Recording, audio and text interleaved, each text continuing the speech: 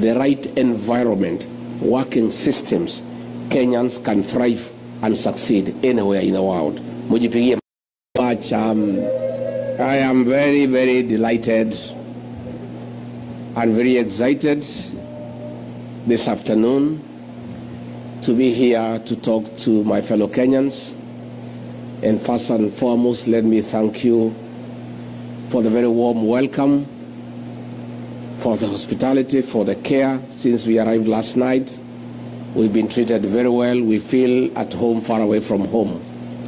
Again, let me take this opportunity to thank all of you for the honor and the privilege you have accorded me and my wife to create time, despite you being very busy in your various engagements, to come and listen to us and engage with us.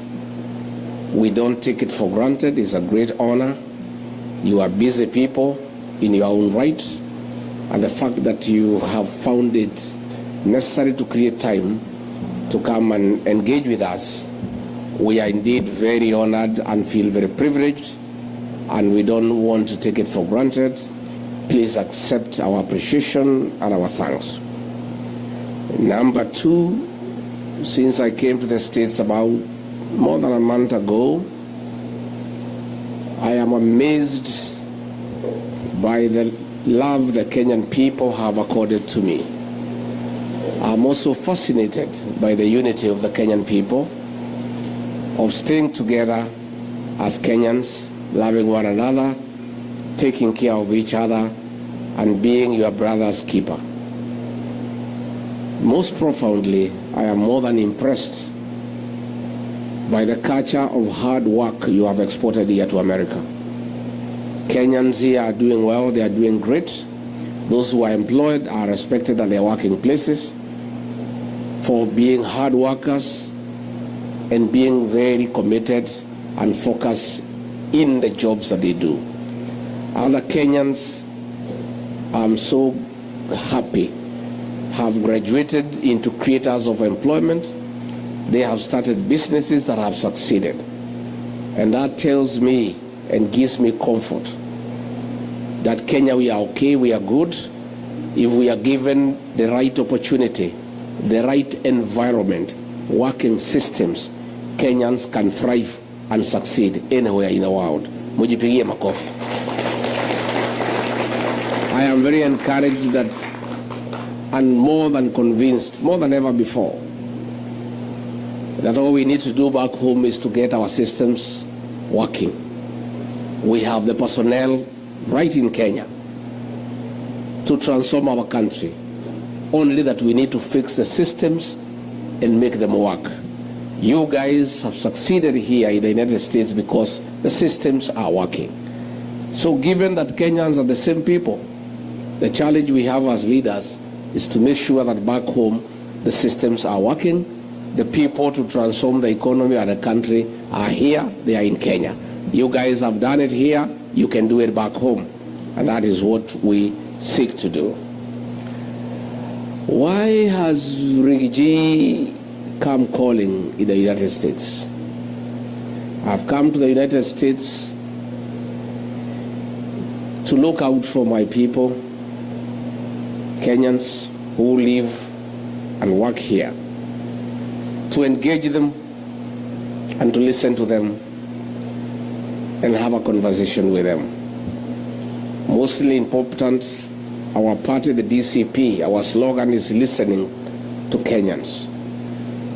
And that's why I've come to listen to the people of California. Hapa California, munasemaje? Ati California munasemaje?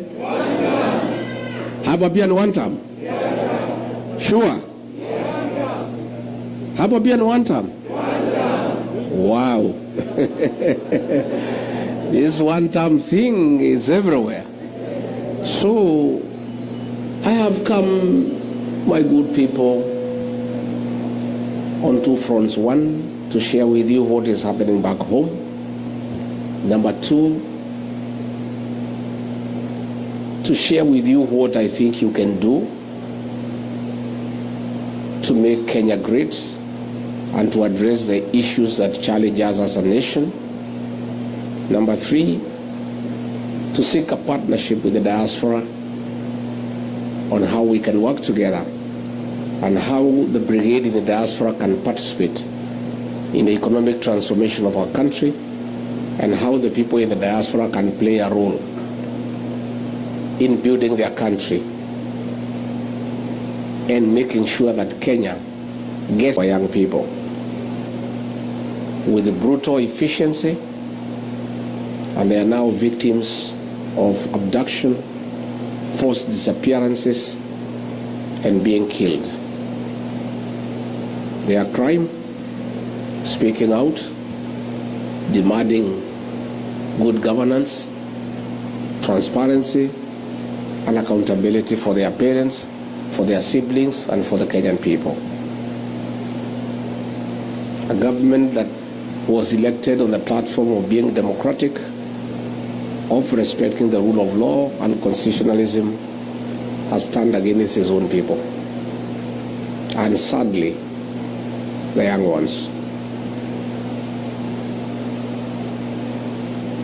Brutal as the colonial government was, but very brutal. Brutal as they were, they never attacked children. Even the difficult years of the Moi rule of 24 years, that government by President Moi persecuted men. They never touched children and women. This is unprecedented. It has never happened in the history of Kenya. No government, no leader has ever turned against children. Between 2024 and 2025, hundreds of young children between the ages of 14 to 24 have been abducted, tortured, and killed. Others have disappeared. Others are in hospital with bullet wounds. It's the lowest moment for the people of Kenya. And I know from here, because you take care of many families back home, you know what is going on back home.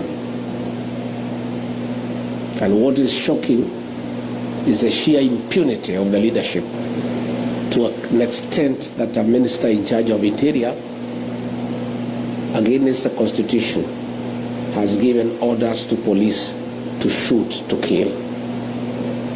What is even more agonizing is that a president who has been elected by the people and who says he's a Christian and he is saved, against the teachings of the Bible, against the Kenyan Constitution, has without shame given orders to police to shoot our young people in the leg and take them to prison as they go through hospital. It's shocking, and the people of Kenya are in anguish, they are in pain. And I've come here to share with you that pain, so that even as you are miles and miles away from home, you share the pain of our young people and the parents and the people of Kenya.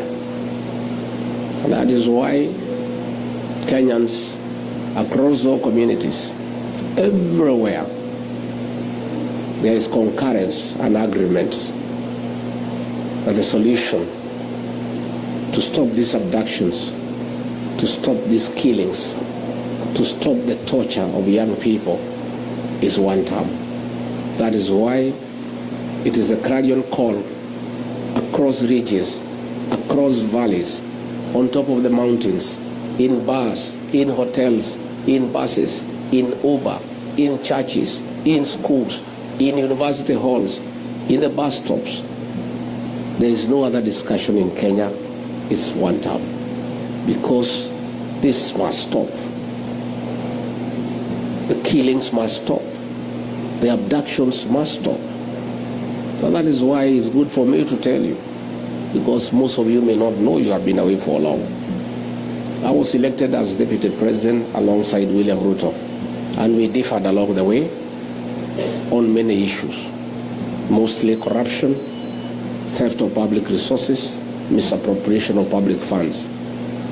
But what broke the camel's back and what made me and him disagree irreversibly, that we could not agree, was abductions and killing of the Gen Zs.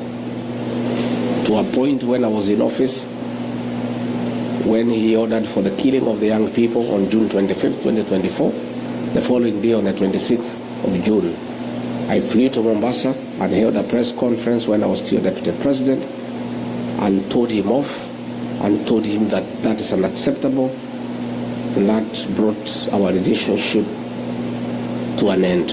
And we were never able to speak again until he mobilized resources and bribed members of Parliament and Senate to hold me out of office because I had publicly called him out for killing our young children. So I come here to tell you that you have a lot of influence back home. You cannot be silent when our young children are being killed. You are parents. You have children too. You have relatives back home. You cannot just sit and watch silently, doing nothing, as these children are being killed. Somebody here talks about the healthcare system. That here is Dr. Gitov from Meru. By the way, where is Dr. Gitov? You are not our cousin. You are our brother. Hi, bro. Wewe ni ndugu. Myself, I'm Meru. My mother is Meru. I am Kiana Kiamwari. Yeah? So, wewe ni ndugu. Yeah? The cousins are many, like Wekesa. Wapi Wekesa? Hai kuzo.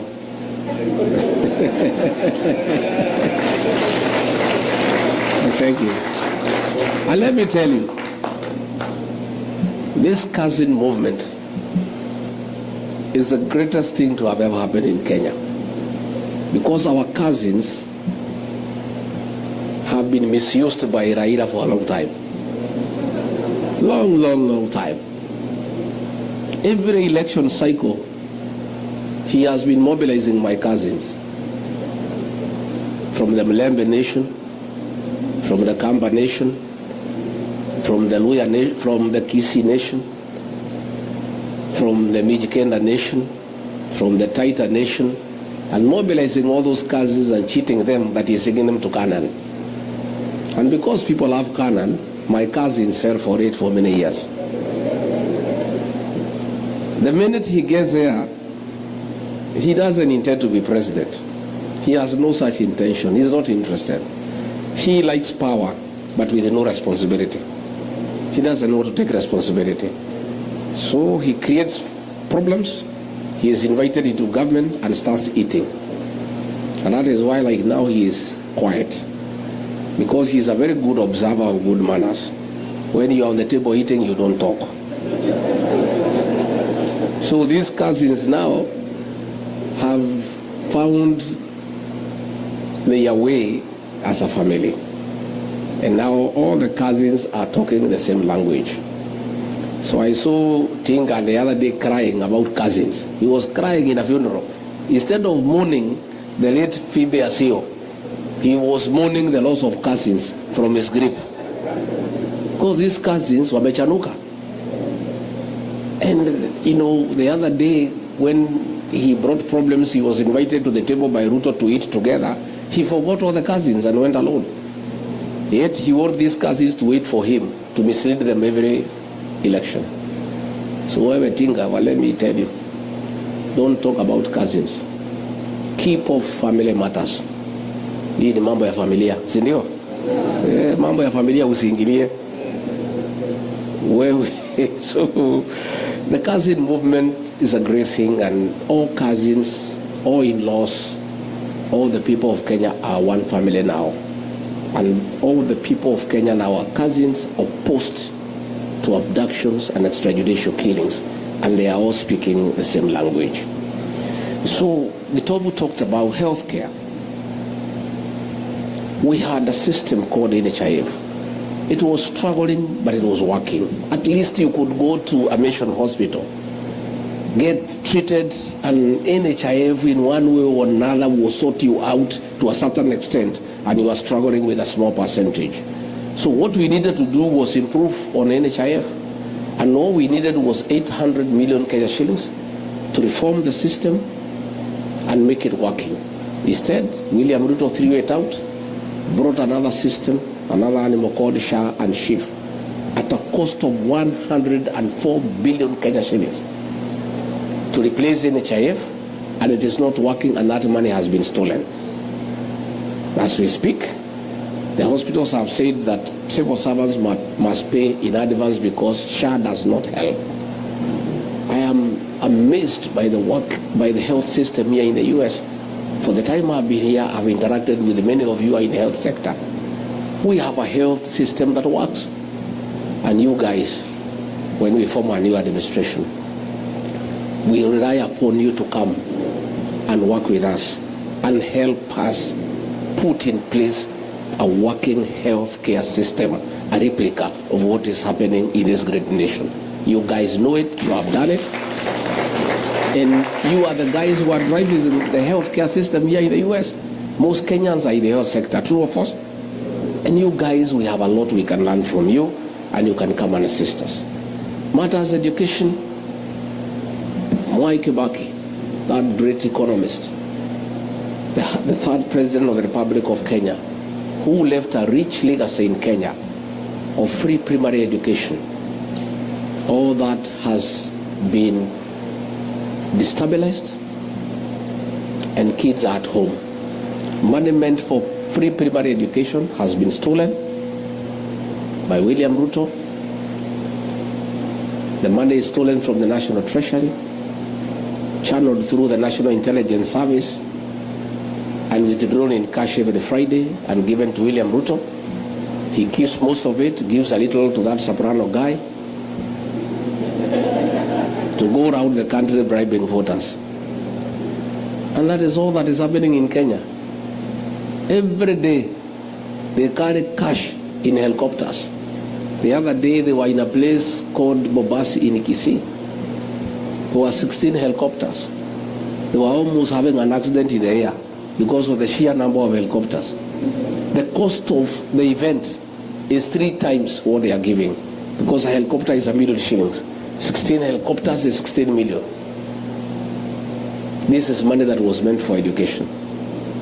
Kids are at home. University education, we had a beautiful program called HELP, Higher Education Loans Board. Most of you are beneficiaries, I included. He has put it aside and brought a mongrel of a system that is not working. Most of our kids are at home. They cannot access university education. The economy has come to a standstill. Pending bills have not been paid for 3 years. People who did work for government are being auctioned. Unfortunately, even when their properties are being advertised for sale by public auction, they are not being sold because there is nobody to buy. Nobody has money. Overtaxation. Too many levies. The pay slip has been raided and made dysfunctional. So there is huge outcry by the middle class back home. And all these things we need to fix. But the most annoying is the violation of human rights, that nobody can say anything about what is going on. If you say something, a Subaru comes and picks you up and you disappear.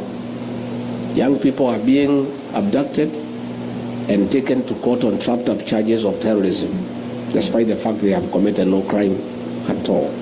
So that's the situation back home, and that is why I and others have joined hands with the people of Kenya to say that we want to have a change in government, and we are working on it, and it's going on well, only that is a little bit too far away.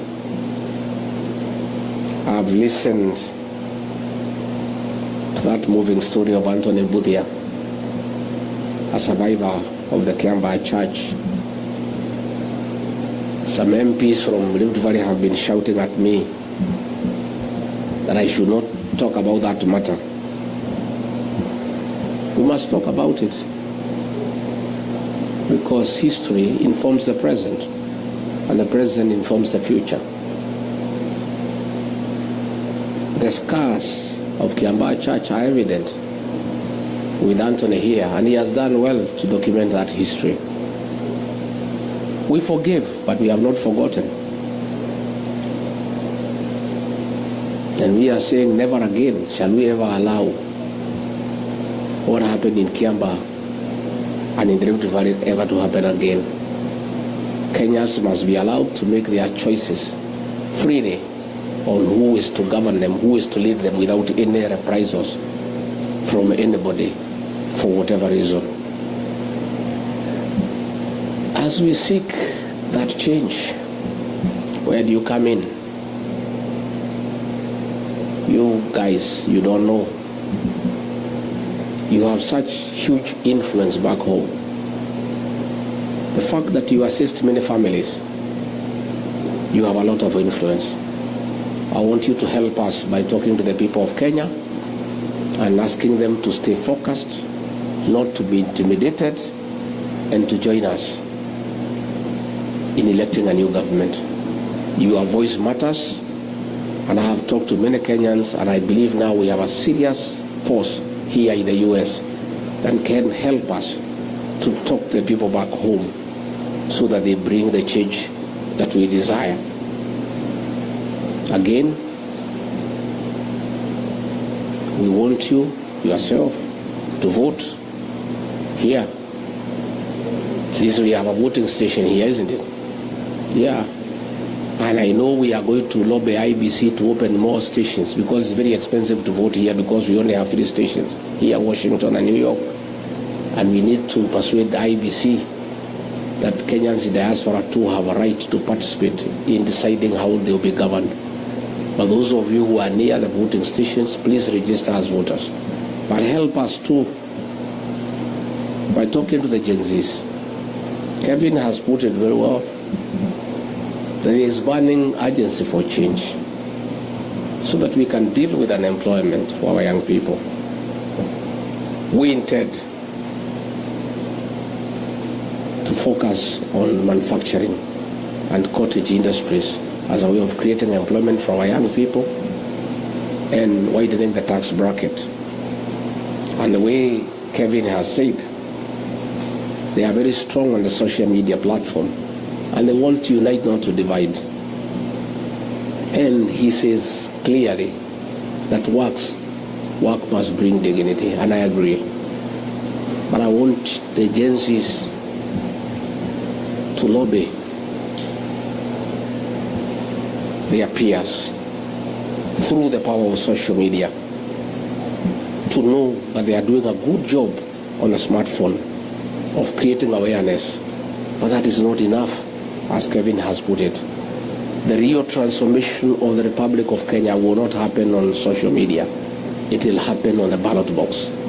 The Gen Zs must take IDs. They must register and vote as voters, and they must come out to vote. And these Gen Zs are the real thing in Kenya. Kasongo does not sleep when he hears about them. They are fearless, they are tribeless, and they don't fear. But they must help their country, their motherland, of necessity, because they have a bigger stake in our country, because they have more years to live. It is in their interest that their country is restored, because they have a future. And they must participate very strongly in that transformation. So the Gen Zs, I agree with Kevin, you are our partners for today. And I want to say very, very candidly that if given the opportunity to lead Kenya, God willing, the way to transform Kenya is to get good partners to work with, to help you. And these partners are our young people. These Gen Zs have the ideas. They know what needs to be done in Kenya. All we need to do is bring them on the decision-making table, and they help us restore our country.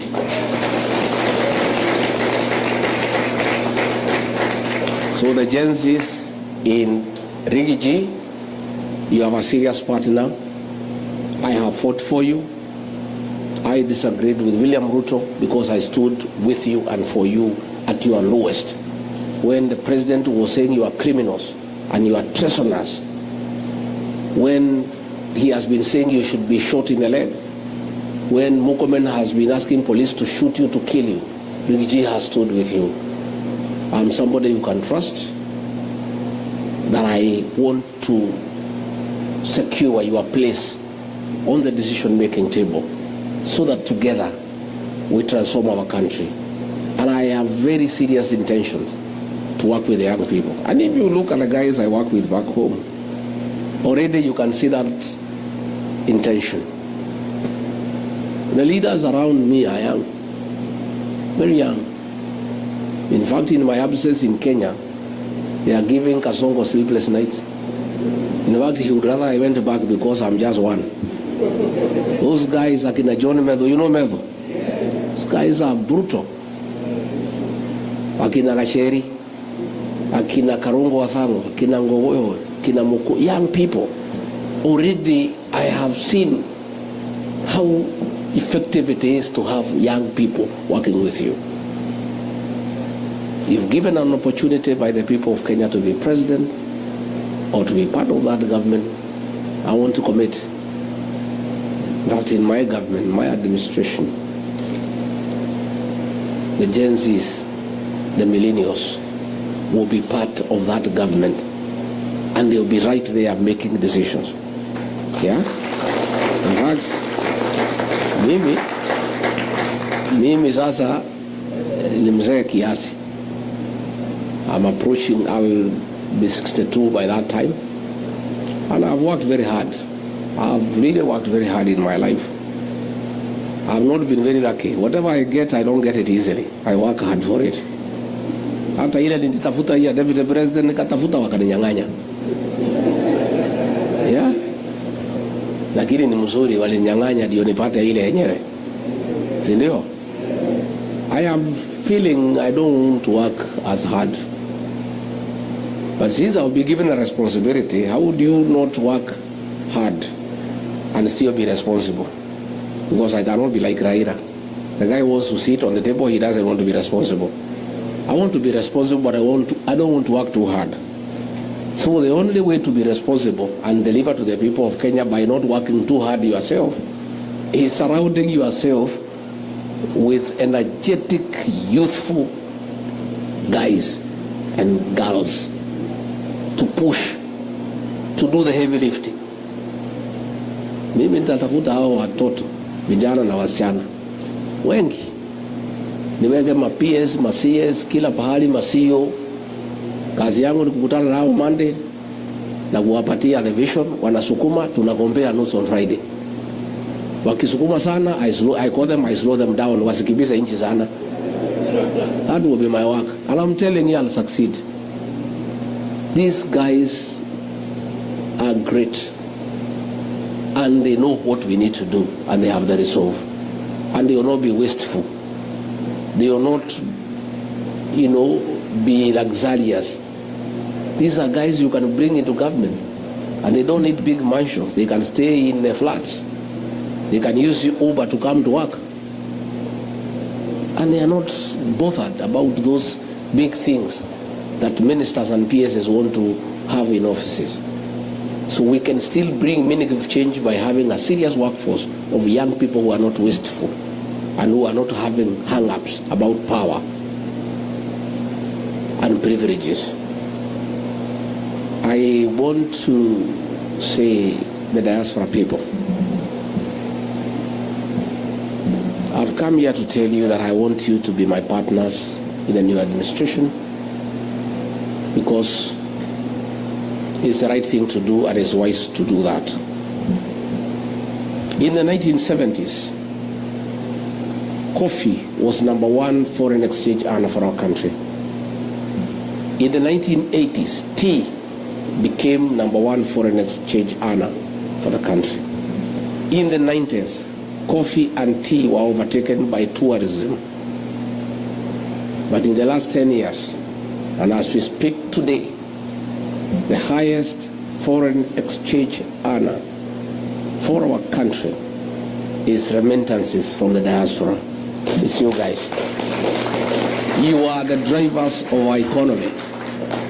All the money we used to pay public debt is the money you send home. All the money we used to import goods is the money you send home. The money we used to run our consulate here in Los Angeles is the money you send home. So, I must be smart. I need this money to run the country. How do I get it? I am a dairy farmer. Cows produce milk because you take care of them. If you don't take care of the dairy cow, it will not give you any milk. You must be nice to the cow. You must give it hay, give it dairy meal, give it lucerne. Nowadays, we are giving them mattresses to sleep on so that they don't feel cold at night. Some farmers are even very creative. They play to them country music, Don Williams and Ken Rogers, to get milk out of the cows. You are the dairy cow of the Kenyan economy. We must take care of you for you to bring money back home. And I don't think you are going to agree to bring back money home to a government that is killing your children. You are not going to agree to send money back home for it to be given to Soprano to bribe voters. You are not going to bring back money home for it to be stolen. We must have a government that is responsible and transparent and is using public funds prudently. I intend to have a conversation with you going forward. And this is just by the beginning of creating networks with you people, where we can discuss special packages for people in diaspora to invest back home. How do we encourage you to bring back money home? Can we discuss of a diaspora bond where we give you certain interest rates that are higher than the country where you are working? Can we do away with the issue of double taxation, because it is wrong for you to pay taxes in America and tax the same money back home? How do we encourage you to start factories and cottage industries back home? Can we give you a tax holiday where you don't have to pay taxes for 10 years after you establish your factory to encourage you to invest way back home?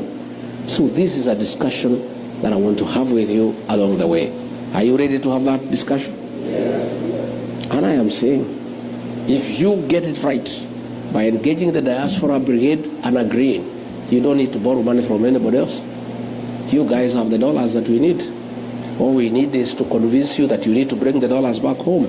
I was discussing with people in Texas, and already they have started to look into the possibilities of establishing a huge bank for the diaspora here in the US with branches in Kenya and elsewhere in the world, so that the plots you have at home, the land you have at home, when you want to borrow some money to invest here, you can use the plot and the land back at home as security to enable you borrow money to use here in the States. So this is a discussion that we are going to have going forward. Again, we want to involve you in running our government. What a better way to run the consulate here in LA than asking you guys to run it. You guys have been here for 30 years, 25 years. You know everything here. You know the way Kenyans need to stay. You know how to get business in California. You know how to stay these wazungu so that they can agree to invest back home. I don't think it is wise to look for an ambassador, a consular general, for 4 years. The first 1 year, he needs to settle down, look for a house, get to know his way around here, get to know a school for his children. 1 year, it's over. The second year, start making friends and networking and understanding what goes on. The third year, start now putting up a blueprint on how to market Kenya here in California and in America. Then the fourth year, before he starts implementing, his 4-year term is gone. But if you get a guy here who has stayed here for 25 years, appoint him or her as consular general on Monday, and he or she reports to office on Tuesday. By Wednesday, business is going on. True or false? Because you know your way around here. Yeah. I want to give a commitment to the diaspora people that in our administration, you are the guys who will run our embassies abroad. Yeah. So that it is easy for you because you love your country and you know your way around here and you have the networks and you understand exactly what needs to be done and you don't need anybody to teach you. And I think we'll have very, very impactful and efficient diplomatic representation of our country abroad if we involve the people who are living in those countries and who understand what goes on. So I want to partner with you. Others, you come back home and join us in the national government. Come and take a job as a PS, come and be a CEO. If you have succeeded here, I was in the Silicon Valley the day before yesterday, the whole day. I went to Google, I went to Meta. Wow. The center of innovation, the whole world. I found 35 Kenyans at Meta, senior executives who are driving innovation and creativity, who are driving that big corporate. They know what needs to be done on artificial intelligence. They know exactly what we can do to make Kenya a very serious tech hub that will be admired by the rest of the continent. And they are doing it in America and they have succeeded. Then back home, the Minister for ICT is William Kabogo.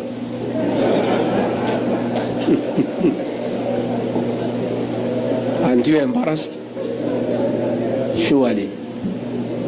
Surely. We don't need to look far. We have Kenyans who can transform our country. Those guys I found there at Silicon Valley, I met some top executives there, Kenyans. They are the ones who are driving that valley on matters ICT, others in manufacturing, others in medicine. We have enough capacity as Kenya of people who are experienced with a proven track record to help us transform our country. Yet we just go and pick fellows who have no idea as to what they are doing. So I want to look to the diaspora for a great resource of people who can help us transform our country, because I think it's the right thing to do. And I'm asking, help us to mobilize our support back home for a true transformation of our country. And Wekesa, our cousin, the Mlebe Nation is good. I was there for 4 days, and it's one term. From Vihiga to Kakamega to Busia to Bungoma to Trans Nzoia. All we need to do is stick together.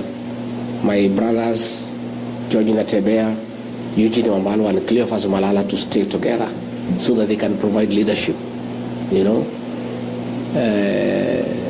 my place there in the mountain, hiyo nimefunga na kifunguo nikawachia Justin Muturi akae naye, na nikamwambia nikisikia Kasongo amerudi huko utanijibu. We were there with our cousins at the coast. Is good. Lower Eastern Ukambani is good.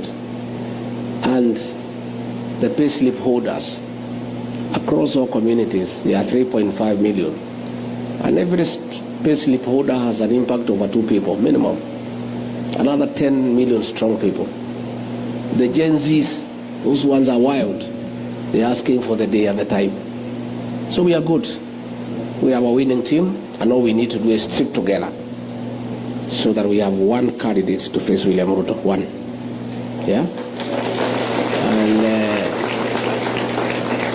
he is working very hard to divide us. Guy is not sleeping, because he knows the only way he can sleep through is if we are divided. But all of us have committed that all of us are presidential candidates. But towards the end, we'll sit down and agree on one candidate. And Rick G has given a commitment that in case the formula does not favor me, and I'm not the one picked to be the flag bearer, I and my supporters, who are in millions, will unconditionally support the candidate whom we have agreed on.